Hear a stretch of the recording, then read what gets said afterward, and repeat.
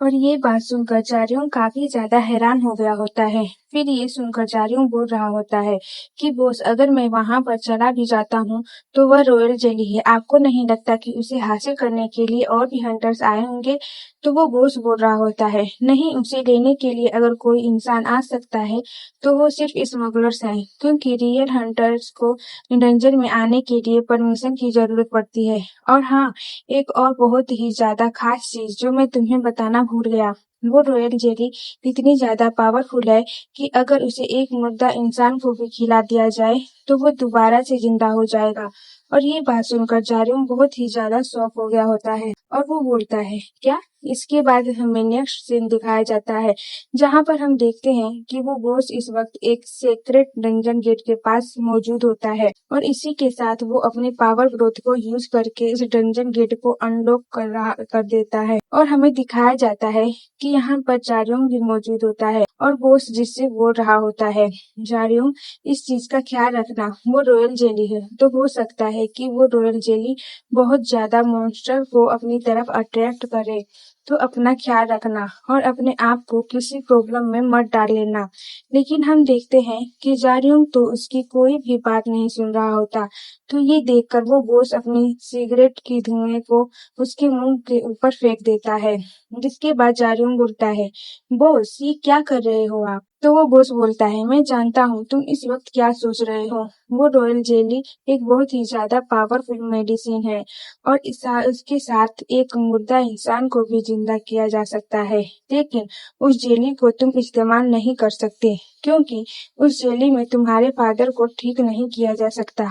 तो ये सुनकर जारियोंग बोल रहा होता है, हाँ, मैं जानता हूँ, मुझे ये बात बताना बंद कीजिए। और इसी के साथ जारियोंग जाकर उस दरवाजे को खोल रहा होता है और इसी के साथ वो सोच रहा होता है, मैं जानता हूँ कि वो रॉयल जेली मेरे फादर को ठीक नहीं कर सकती, लेकिन मैं सच में ये चाहता था कि वो रॉयल जेली मेरे फादर को ठीक कर पाती। लेकिन चाहे मुझे कितने भी टाइम क्यों न लगे, लेकिन एक दिन मैं अपने फादर के लिए उनके शरीर के अंदर जहर का इलाज ढूंढ कर रहूंगा। और इसी के साथ हम देखते हैं कि जारयोंग डंजन के अंदर आ चुका होता है और इसी के साथ वह अपने इस डंजन के एरिया को देख रहा होता है और हमें दिखाया जाता है कि ये डंजन असलियत में एक बहुत ही बड़ी सिटी के अंदर मौजूद होती है और ये पूरी सिटी ही असलियत में डंजन में चेंज हुई होती है। जिसके बाद जारयोंग का बॉस बोल रहा होता है, जारयोंग, अपना ख्याल रखना, मैं फिर से बोल रहा हूँ, तुम बहुत ही ज्यादा खास मिशन के लिए जा रहे हो, इसलिए खुद को नुकसान मत करना क्योंकि वो रॉयल जेली बहुत ही ज्यादा खास है।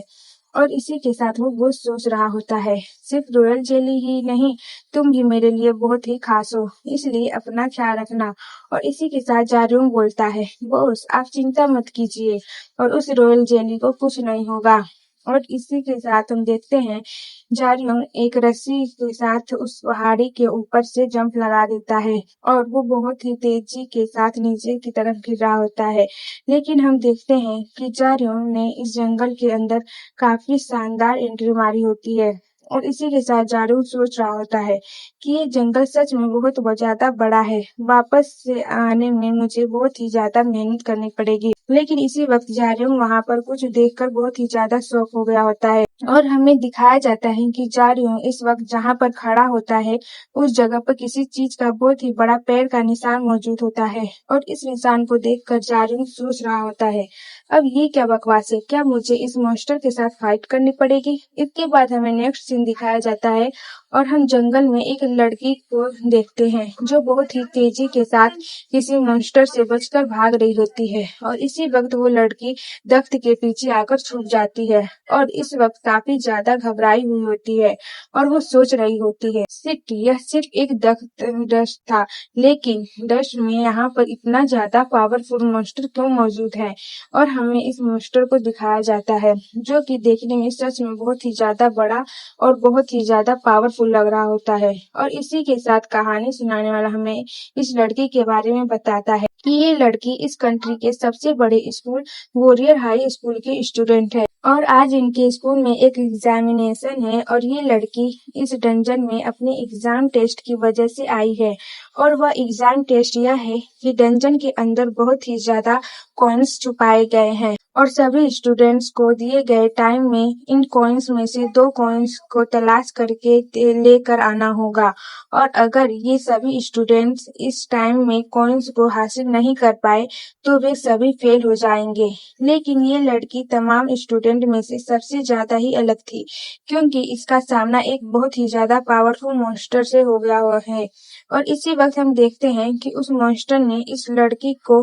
देख लिया होता है और इस लड़की के ऊपर एक बहुत ही ज़्यादा पावरफुल अटैक करता है। लेकिन ये लड़की बहुत ही तेजी के साथ इस अटैक से बच जाती है और वह सोच रही होती है, शिट, मैं एक मॉन्स्टर से नहीं भाग सकती। इस मॉन्स्टर की स्पीड बहुत ही ज़्यादा तेज है और ये बहुत ही आसानी से मुझे पकड़ लेगा। मुझे कैसे भी करके इसे हराना होगा और इसी वक्त वो अपनी 3 एरोज को तैयार कर लेती है और इसी के साथ हमें उस मॉन्स्टर को दिखाया जाता है जो कि असलियत में एक टाइटेन है जिसका डेंजर लेवल 3 स्टार है और इसी वक्त हम देखते हैं कि वो लड़की अपने एरोज को उस टाइटेन के ऊपर शूट कर देती है। लेकिन उस टाइटेन ने तो बहुत ही आसानी से सिर्फ अपने हाथ से एक एरोज को रोक लिया होता है और ये देखकर वो लड़की काफी ज्यादा हैरान हो गई होती है और वो सोच रही होती है, सिर्फ मेरे तीर किसी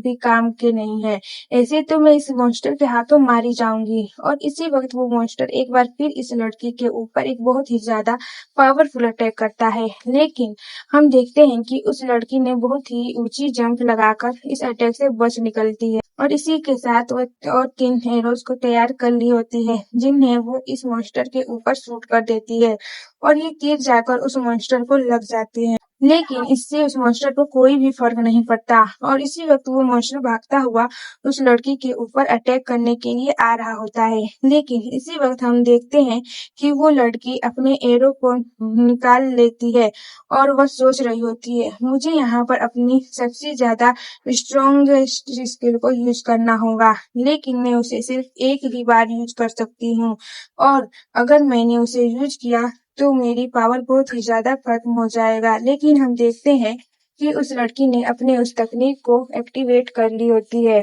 और हम देखते हैं कि वो लड़की अपने एरो के ऊपर अपने बहुत ही ज़्यादा पावर को इकट्ठा कर रही होती है और उसने अपने इस एरो को शूट करने के लिए रेडी कर ली होती है और इसी वक्त हम देखते हैं कि वो लड़की इस एरो को शूट कर देती है और हमें दिखाया जाता है कि ये एरो सच में बहुत ही ज्यादा पावरफुल होता है जिसकी वजह से इस जगह पर एक बहुत ही बड़ा धमाका होता है जिसे बहुत ही दूर से देखा जा सकता है और इसके साथ वो लड़की सोच रही होती है, मेरा ये अटैक बहुत ही ज्यादा स्ट्रॉन्ग है और वो मॉन्स्टर इस अटैक से नहीं बच सकता। लेकिन इसी वक्त वो लड़की बहुत ही ज्यादा शॉक हो गई होती है और हमें दिखाया जाता है कि असलियत में जब उस लड़की ने अपने इस एरो को शूट किया था तो वो मॉन्स्टर जंप करके दीवारों के ऊपर चढ़ गया था जिसकी वजह से उसे कोई भी नुकसान नहीं हुआ होता और ये देखकर वो लड़की बहुत ही ज्यादा सदमे में चली गई होती है और वो सोच रही होती है, क्या इसने मेरे इतने पावरफुल अटैक को भी इतनी आसानी से बच गया, क्या मैं सच में आज इस मॉन्स्टर के हाथों मरने वाली हूँ। और हम देखते हैं कि वो मॉन्स्टर जमीन पर आ जाता है और वो बहुत ही तेजी के साथ उस लड़की की तरफ भागता हुआ आ रहा होता है और वो लड़की को पकड़ने वाला होता है। लेकिन वो लड़की किसी व्यक्ति ने उस मॉन्स्टर के ऊपर अटैक कर दिया होता है और हमें दिखाया जाता है कि वो व्यक्ति कोई और नहीं बल्कि हमारा हीरो होता है जिसे देखकर वो लड़की भी काफी ज्यादा हैरान हो गई होती है।